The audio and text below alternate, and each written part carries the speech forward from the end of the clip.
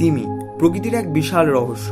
পৃথিবীর সবচেয়ে বড় প্রাণী হলেও তাদের নিয়ে আমাদের জানার পরিমাণ আশ্চর্যজনকভাবে কম। কিন্তু আপনি কি জানেন, কিছু তিমি এমন শব্দ করে যা আজও বিজ্ঞানীরা ব্যাখ্যা করতে পারেননি। আর কিছু তিমি এমনভাবে অদৃশ্য হয়ে যায় যেন তারা কোনো ভিন্ন জগৎ থেকে এসেছে। আজ আমরা জানবো এমন কিছু রহস্যময় তিমির গল্প, যেগুলো আমাকে ভাবিয়ে তুলবে যে পৃথিবীতে আমরা আসলে কতটুকু জানি।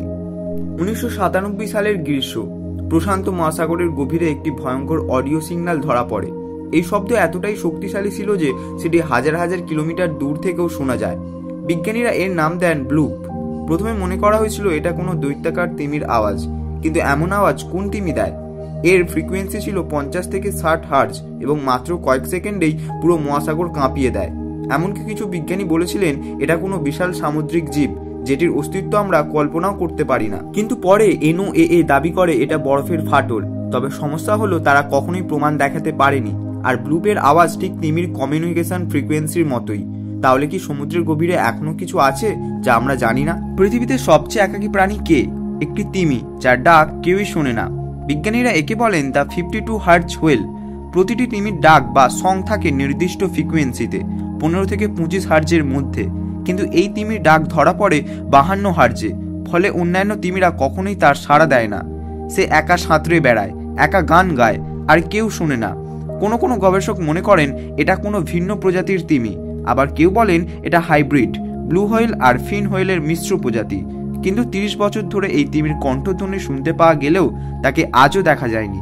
একটা প্রাণী যে একা মহাসাগরে গান গেয়ে চলেছে, কেমন যেন হৃদয় বিদারক, তাই না? দক্ষিণ মেরু অঞ্চলের নিচে বরফে ঢাকা সমুদ্রের গভীরে মাঝে মাঝে শোনা যায় এক অদ্ভুত গর্জন। এই আওয়াজগুলো এতটাই জটিল ও রিদমিক যে অনেক বিজ্ঞানী নিশ্চিত এগুলো কোনো প্রাণীর তৈরি। কিন্তু প্রশ্ন হলো, কোন প্রাণী? এগুলো সাধারণ ব্লু হোয়েলের আওয়াজ নয়। এগুলো অনেক দ্রুত, অনেক বেশি ভ্যারিয়েশন যুক্ত, আর ফ্রিকোয়েন্সিও বেশি।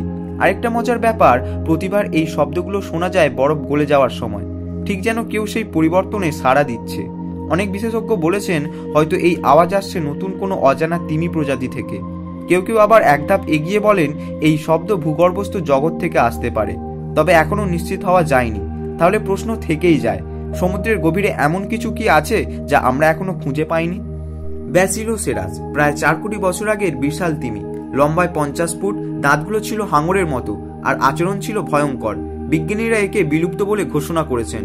কিন্তু আশ্চর্যজনকভাবে কিছু ডিপসি সাবমেরিন 2018 ও 2021 সালের গভীর মহাসাগরে বিশাল ছায়ার ভিডিও রেকর্ড করেছে। সেগুলো বিশ্লেষণ করে দেখা গেছে ওই প্রাণী ব্লু হোয়েলের চেয়েও বড়, কিন্তু গঠনে ভিন্ন। দাঁত দেখা গেছে যা আধুনিক তিমির নেই।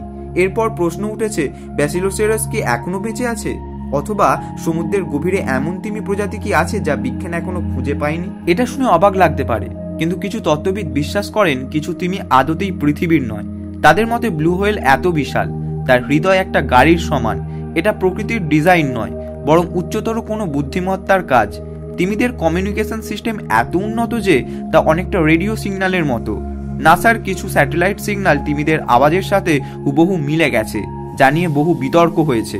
তবে এখনো এই বিষয়ে কোনো বিজ্ঞানসম্মত প্রমাণ মেলেনি।